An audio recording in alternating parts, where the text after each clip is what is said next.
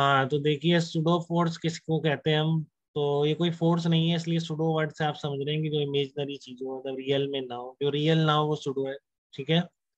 तो sudo force के लिए आपको देखिए आप कैसे डील करेंगे। अब तक जो आपको एनएलएम पढ़ाया गया उसमें एक चीज मैंने आपको जब बताया था तब बोला था कि from inertial frame of reference सारी चीजें बोल रहा हूँ मैं, कि अगर एफ जीरो तो acceleration zero, summation F equals to M into A. तो न्यूटन का जो लॉ है बेसिकली केवल इनर्शियल फ्रेम ऑफ रेफरेंस से वैलिड है। ठीक है ना। तो वो इनर्शियल फ्रेम ऑफ रेफरेंस क्या होता है वो समझने के लिए आप एक एग्जांपल देखिए, कि जैसे मान लो ये आपकी एक लिफ्ट है जो कि ए नॉट एक्सलरेशन से ऊपर जा रही है। ठीक है ना, जो ए नॉट एक्सलरेशन से ऊपर जा रही है और यहाँ पर एक ब्लॉक हैंगिंग है स्ट्रिंग से। ठीक है। और अब आपके दो ऑब्जर्वर हैं O1 और O2। ठीक है। दोनों को एनएलएम उतना ही पढ़ा है जितना कि अभी तक आपको पढ़ाया गया है। तो आपसे कहा गया है इन दोनों से चलो अप्लाई करो फटाफट, जो आपने पढ़ा है उसको इस ब्लॉक पे अप्लाई करो, ब्लॉक एज ए सिस्टम लेते हुए। ठीक है। तो O1 वाला भी बिल्कुल समझदार बच्चा है आपकी तरह, O2 भी समझदार है। ठीक है ना।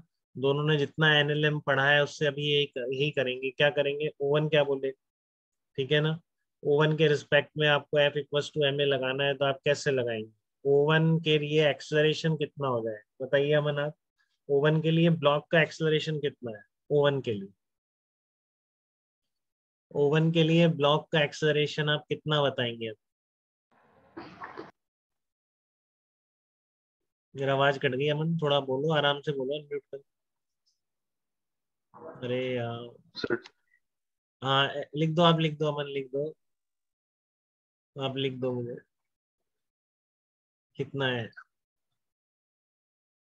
हाँ एक्सलरेशन ए नॉट है बेटा, एम ए नॉट नहीं। सिद्ध ठीक है। एक्सलरेशन क्या है, ए नॉट। तो O1 के रिस्पेक्ट में एक्सलरेशन कितना है, ए नॉट है। और O2 के रिस्पेक्ट में एक्सलरेशन जीरो है बेटा। ठीक है ना, क्योंकि देखो लिफ्ट के रिस्पेक्ट में कोई एक्सलरेशन नहीं है ना। ठीक है। तो लिफ्ट का जितना एक्सलरेशन है ग्राउंड के रिस्पेक्ट में वही इसका होगा। तो O1 के रिस्पेक्ट, वो ग्राउंड पर फिक्स पॉइंट है O1। ठीक है। तो ये क्या बोलेगा, इसका एक्सलरेशन कितना है, ए नॉट। और इसके लिए एक्सलरेशन कितना है, जीरो है।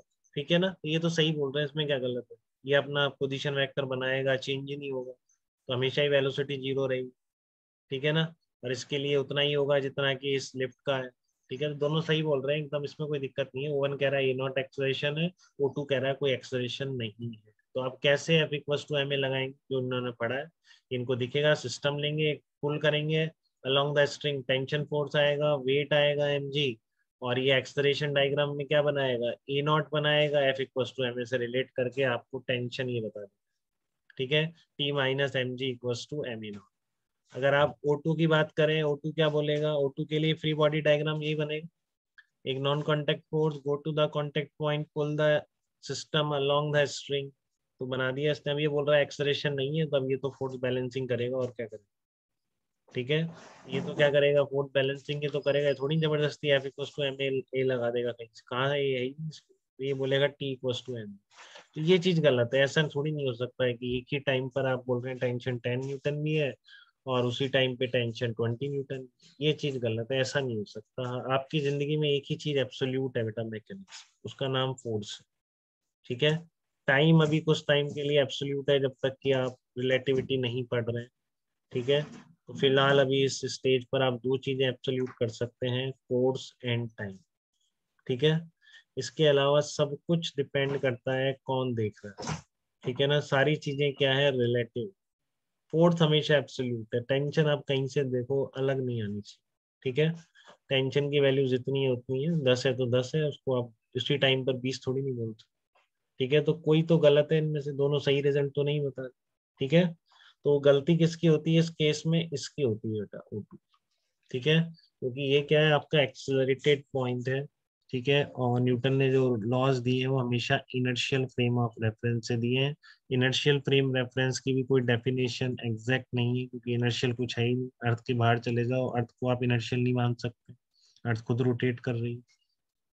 ठीक है। बट फिलहाल हमारे 11th 12th की पढ़ाई में हम एग्जैक्टली डिफाइन कर देंगे इनर्शियल और नॉन इनर्शियल। हम क्या बोलेंगे, फ्रेम ऑफ रेफरेंस, देखो ये तो स्टैंडर्ड डेफिनेशन जो होती है, ये हर जगह वैलिड है हमेशा।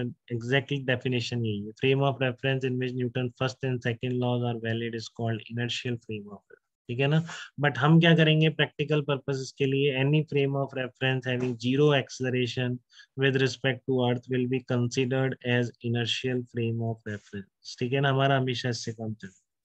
ठीक है, इनर्शियल फ्रेम का मतलब है जिसका एक्सेलरेशन ग्राउंड के रिस्पेक्ट में जीरो है, वो आपका क्या है, इनर्शियल फ्रेम। ठीक है, तो here O1 is the inertial frame of reference because का एक्सेलरेशन नहीं है। O2 non inertial frame of reference है, तो वहां से F equal to M A गलत आंसर देगा। बट आप चाहते हैं कि नहीं O2 भी लगाए F equal to M A, तो उसके लिए आपको एक टेक्निक यूज करनी पड़ेगी जिससे कि उससे भी आंसर सही आ जाए। ठीक है ना, तो उसी टेक्निक को हम क्या बोलते हैं बेटा, सुडो फोर्स बोलते हैं। तो ये रियल फोर्स इसीलिए नहीं है क्योंकि हर रियल फोर्स का एक अपोजिट रिएक्शन होता है अकॉर्डिंग टू थर्ड। ठीक है, तो इसका कोई रिएक्शन फोर्स नहीं है। ठीक है, सुडो फोर्स का कोई रिएक्शन फोर्स नहीं होता है, इसलिए रियल फोर्स नहीं सुडो फोर्स है, और जस्ट एक टेक्निक है कि आप नॉन इनर्शियल फ्रेम से भी आंसर ला सके, बस आंसर मैच कराने के लिए एक टेक्निक बना दी। ठीक है, तो क्या टेक्निक है, क्योंकि बहुत जगह हमको ऐसी जगह से हम देख पाते हैं चीजों को अच्छी तरह। ठीक है ना, सिचुएशन हमें कहाँ क्लियर होती है, जहां पर कि हम खुद एक्सेलरेटेड होते हैं, जैसे ये O2 के साथ हो। ठीक है, तो ऐसी जगह से भी F equals to M A लगाना लगाना है आपको, अगर ठीक है आप लगाइए, बट एक काम कर लीजिए बस कि ठीक है कि आप एक एक्स्ट्रा फोर्स उस पर और लगा दीजिए अपने सिस्टम पर along with all real forces. ठीक है, तो when a frame of reference is non-inertial, then along with all real forces, an extra force needs to be applied.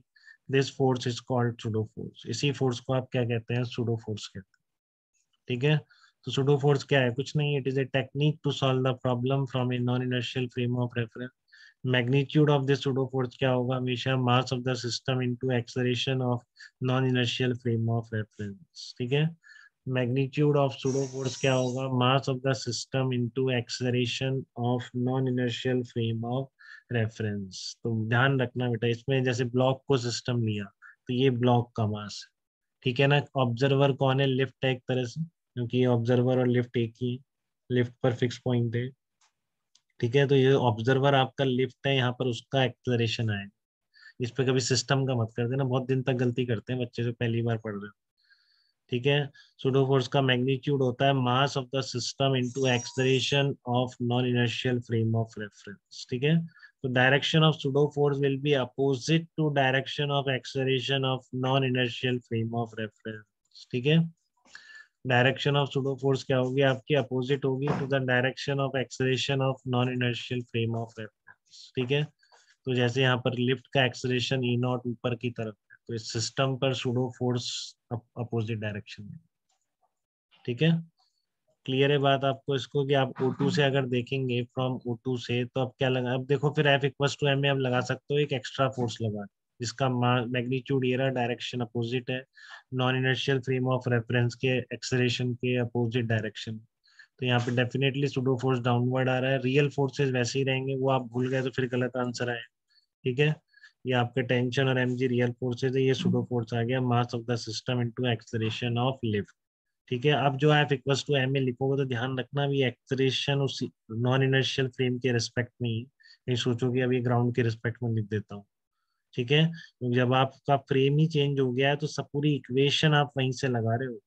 ठीक है ना, तो फोर्स के लिए आपने बस एक सुडो फोर्स यहाँ पर एक्स्ट्रा लग जाएगा, तो mass into acceleration with respect to non inertial frame of reference. ठीक है, अब O2 के रिस्पेक्ट में एक्सेलरेशन क्या था, जीरो था। O2 के रिस्पेक्ट में एक्सेलरेशन क्या था, जीरो था, तो इस पर कौन कौन से फोर्स देखो आप, T mg और ma0, तो आप कर दो इस पर अपवर्ड डायरेक्शन पॉजिटिव लेके नेट फोर्स जीरो करना, क्योंकि एक्सेलरेशन है ही नहीं ऑब्जर्वर के रिस्पेक्ट। तो T minus M G minus ma0 equal to zero. तो देखो टेंशन आपका आंसर मैच करे, तो दिख रहा था अगर एक ma0 और ऐड कर दूं तो आंसर मैच कर जाए। ठीक है, तो कर गया, तो ये हमेशा हर जगह वैलिडेट है। ठीक है, O1 क्या कह रहा है, O1 से तो आई गया आपका, O1 तो लगा ही रहा है, तो दोनों आंसर मैच करो।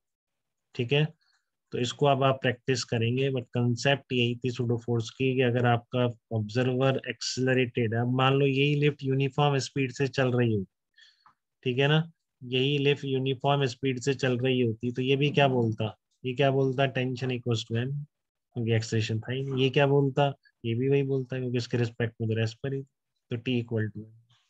ठीक है ना, यूनिफॉर्म स्पीड से चल रही है तो एक्सेलरेशन नहीं है ना इसके रिस्पेक्ट में भी। तो क्या बोलता है, टी इक्वल टू एम, और ये भी क्या बोलेगा, टी इक्वल टू एम। देखो डिफरेंस ही नहीं, क्योंकि जैसे ही एक्सलरेट यूनिफॉर्म स्पीड से जा रही है तो फिर ये भी इनर्शियल फ्रेम में, ये भी सारे आंसर सही दे बिना सूडो फोर्स लगा। ठीक है, तो सूडो फोर्स कब लगाना पड़ा, जब ये लिफ्ट आपकी क्या थी, एक्सलरेटेड थी।